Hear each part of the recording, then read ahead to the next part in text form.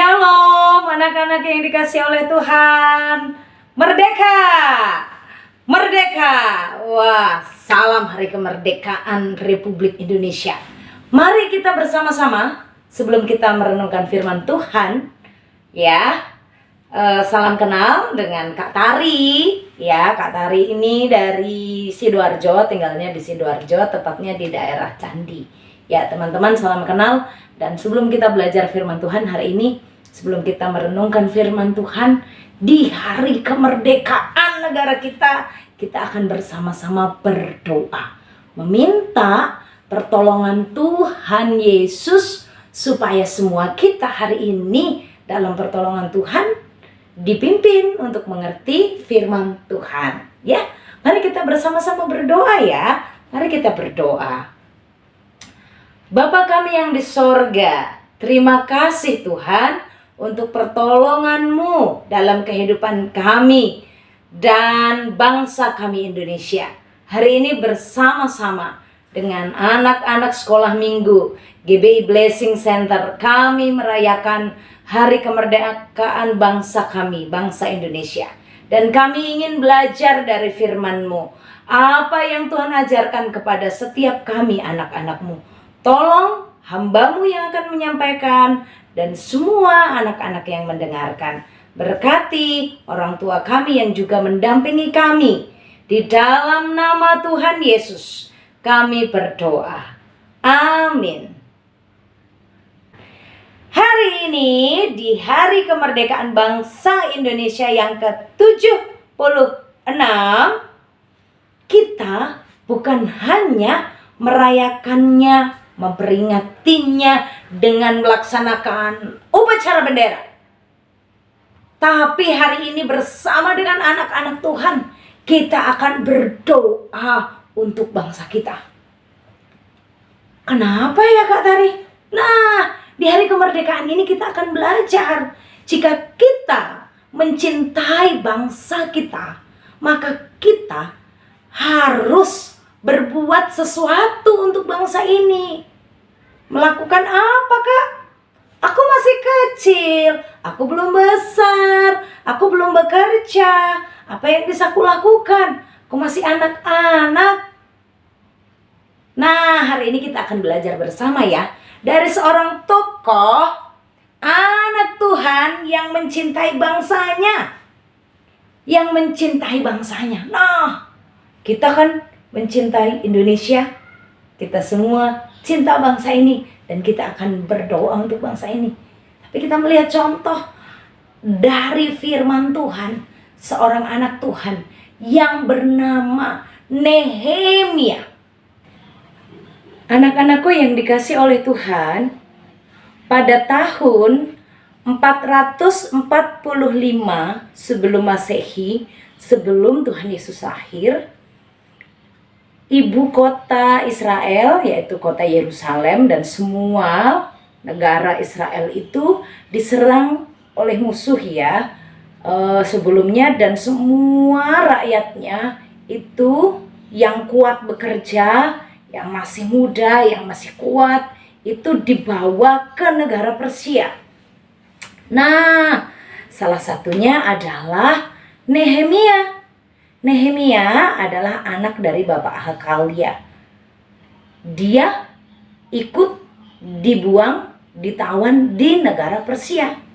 Pada tahun 445 itu, Nehemia yang adalah seorang tawanan telah berhasil diangkat sebagai seorang yang bekerja di kerajaan Persia.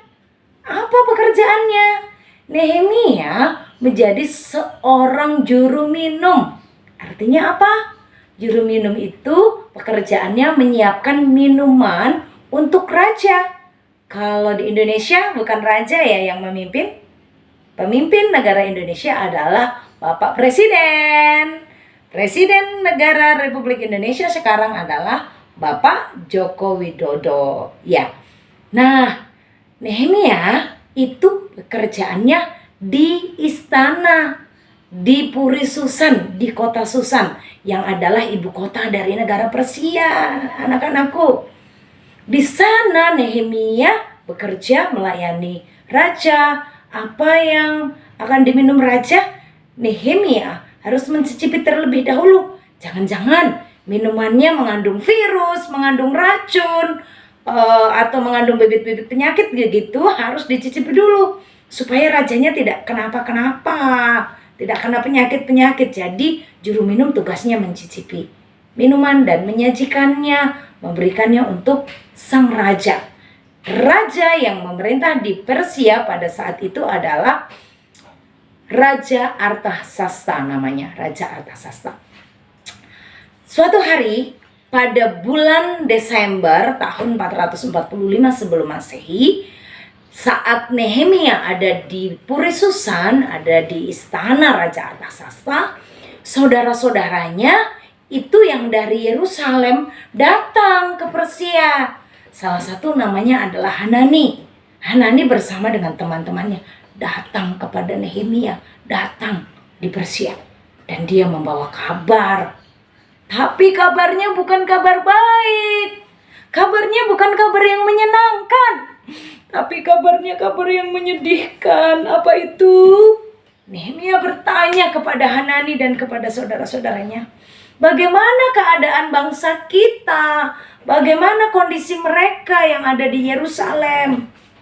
Hanani berkata, Hanani menceritakan kepada Nehemia, orang-orang yang ada di Yerusalem sekarang dalam keadaan yang susah, dalam keadaan yang sulit.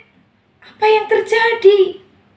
Tembok-tembok kota kita sudah dirobohkan, dalam keadaan yang terbakar, tidak bisa memperbaiki. Anak-anak, pada saat itu, jika sebuah kota itu temboknya roboh, temboknya tidak diperbaiki, tidak ada tembok yang bagus, maka kota itu akan gampang diserang dan dihancurkan oleh musuh. Orang-orangnya akan diserang oleh musuh, jadi tidurnya nggak nyaman. Nanti sewaktu-waktu ada tentara musuh yang datang menyerang. Wah, orang-orang Yerusalem dalam keadaan yang sangat sulit, dalam keadaan yang sangat susah. Banyak musuh-musuh yang mengincar mereka. Yang kuat-kuat sudah ditawan, dibawa ke Persia.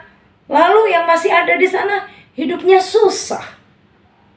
Wah, tempat itu begitu hancur. Kota itu menjadi hancur. Kota itu menjadi tidak aman. Apa yang dipikirkan Nehemia pada saat Nehemia mendengar kabar, mendengar berita dari Hanani bahwa Yerusalem menjadi roboh, Yerusalem tidak aman, tembok-temboknya hancur, dan musuh-musuh yang ada di sekeliling mereka itu memusuhi mereka. Ada Bani Amon, ada dari Samaria, orang-orang yang di sekitar mereka, bangsa-bangsa Arab memusuhi orang-orang di Yerusalem, orang-orang Israel di Yerusalem. Nah, anak-anak, pada saat Nehemia mendengarkan berita bahwa Yerusalem sudah terbakar, Yerusalem hancur, Nehemia menjadi sangat sedih. Nehemia, ngapain ya? Apa yang dilakukan oleh Nehemia? Ya, betul. Nehemia berdoa kepada Tuhan. Nehemia berdoa untuk bangsanya.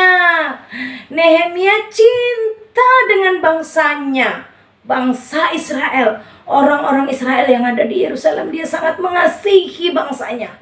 Pada saat dia tahu Yerusalem dalam keadaan yang susah, mereka menderita, Nehemia tidak diam-diam saja. Wah, Nehemia sebenarnya kan ada di istana ya. Dia jadi pekerja raja. Dia bisa aja aman-aman. Dia tetap aja di istana. Dia gak usah pikirkan bangsanya yang lagi susah. Tapi tidak dengan Nehemia. Pada saat dia mendengar bangsanya susah, bangsanya menderita, saudara-saudaranya hidup dalam kesusahan, Nehemia melipat tangannya dan dia berdoa kepada Tuhan. Nehemia berdoa untuk bangsanya. Hatinya menjadi sangat sedih. Hatinya menjadi sedih sekali. Dia datang, dia berdoa kepada Tuhan. Berita itu didengarkan oleh Nehemia pada waktu bulan Desember tahun 445 sebelum Masehi. Nah, 4 bulan kemudian barulah Tuhan menggerakkan, menjamah Raja Artasasa untuk memberikan izin kepada Nehemia supaya Nehemia pulang. 4 bulan loh teman-teman. Tapi Nehemia berkata, aku berdoa siang dan malam. Aku memohon kepada Tuhan. Nehemia juga berpuasa untuk bangsanya supaya ada cara bagaimana Tuhan menolong sehingga tembok-tembok yang roboh di Yerusalem itu bisa dibangun kembali. Kota yang tidak aman itu akan menjadi aman dalam pertolongan Tuhan. Nehemia tidak memikirkan dirinya sendiri. Nehemia tidak asik dengan pekerjaannya. Dia sebenarnya dapat gaji, dapat upah, tapi dia malah memikirkan bangsanya dan dia berdoa. Anak-anakku yang dikasih oleh Tuhan, Kak Tari dan kalian semua adalah warga Indonesia. Sekarang Indonesia juga dalam keadaan yang sulit. Indonesia juga dalam keadaan yang susah. Mari kita lihat bagaimana kabar Indonesia di usianya yang ke-76 tahun ini. Di Indonesia sekarang kita semuanya sedang mengalami pandemi akibat virus COVID-19 yang menyerang rakyat Indonesia. Banyak orang yang menjadi susah, menderita di rumah sakit. Mereka susah cari rumah sakit karena rumah sakit semuanya penuh. Mereka kesulitan karena harus membeli obat-obat yang harganya sangat mahal. Mereka susah karena saat mereka sakit COVID, mereka nggak bisa bekerja.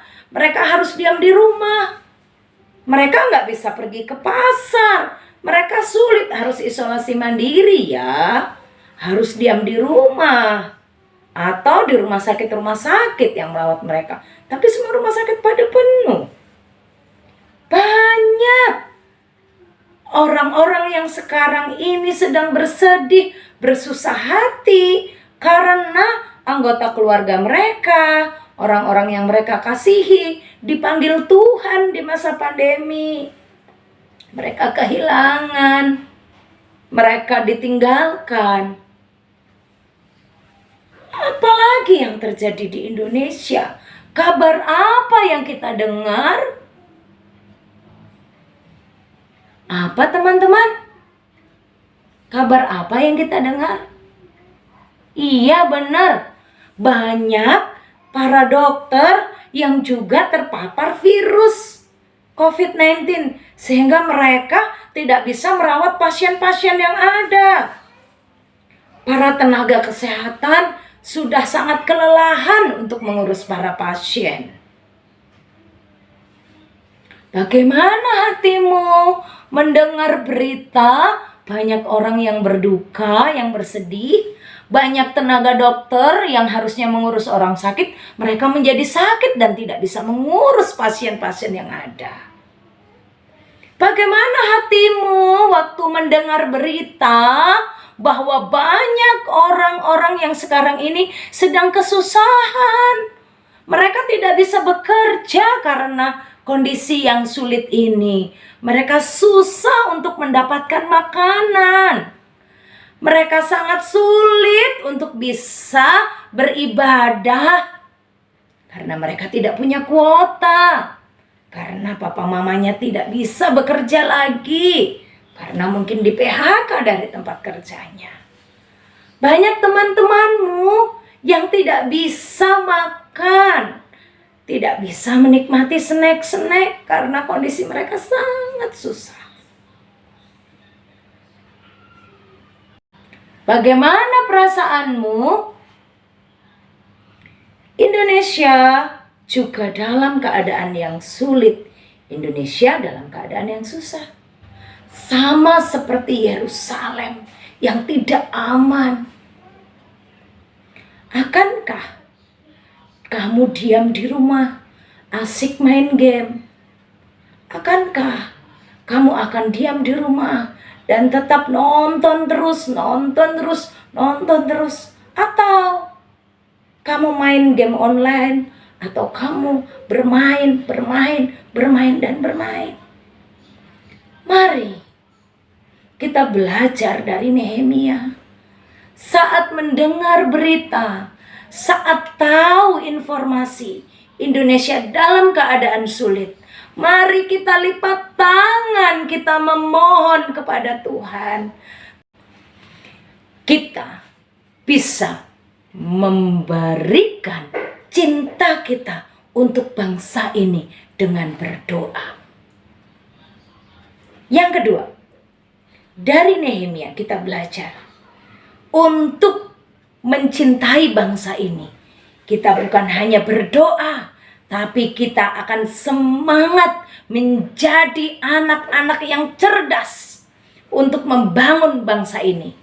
Nehemia dengan kecerdasannya, dia pulang ke Yerusalem dan membangun tembok-tembok yang roboh. Anak-anak, engkau belum bisa membangun Indonesia sekarang ini dengan tanganmu, dengan karyamu, tapi engkau sekarang sudah bisa memulainya. Dengan cara apa, Kak Tari? Dengan cara belajar sungguh-sungguh, sekalipun online, sekalipun tidak ketemu langsung dengan guru, dengan mister dan missnya, tidak bisa ketemu langsung dengan teman-temannya, tidak bisa banyak main, tapi kamu bisa belajar sungguh-sungguh supaya pada waktu kamu mendengarkan penjelasan dari guru-guru, kamu mengerti, kamu memahami, dan kamu menjadi anak yang cerdas dalam pertolongan Tuhan. Dengan kecerdasanmu, kamu bisa membangun bangsa ini menjadi seorang guru, menjadi seorang polisi, menjadi seorang dokter, menjadi seorang pekerja, menjadi seorang pengusaha, menjadi seorang hamba Tuhan, menjadi orang-orang yang berguna untuk bangsa ini, membangun bangsa ini seperti Nehemia membangun tembok-tembok yang roboh.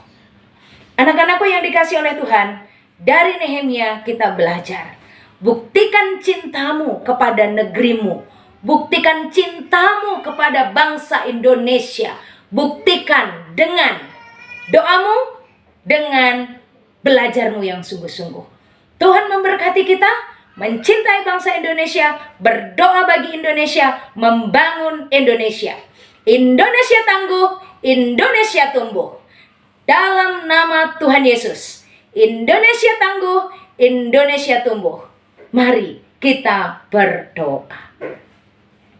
Tuhan Yesus Kristus, Allah yang mengasihi kami mengucap syukur untuk firman-Mu. Tuhan menolong memberkati kami, belajar dari Nehemia, mencintai bangsa dengan berdoa, mencintai bangsa dengan belajar menjadi manusia cerdas. Berkati kami semuanya, berkati anak-anak, berkati bangsa kami. Demi nama Tuhan Yesus Kristus, kami mohon firman-Mu itu membuat kami menjadi anak yang mencintai bangsa Indonesia. Dalam nama Tuhan Yesus kami berdoa. Amin. Indonesia tangguh, Indonesia tumbuh. Merdeka! Tuhan Yesus memberkati.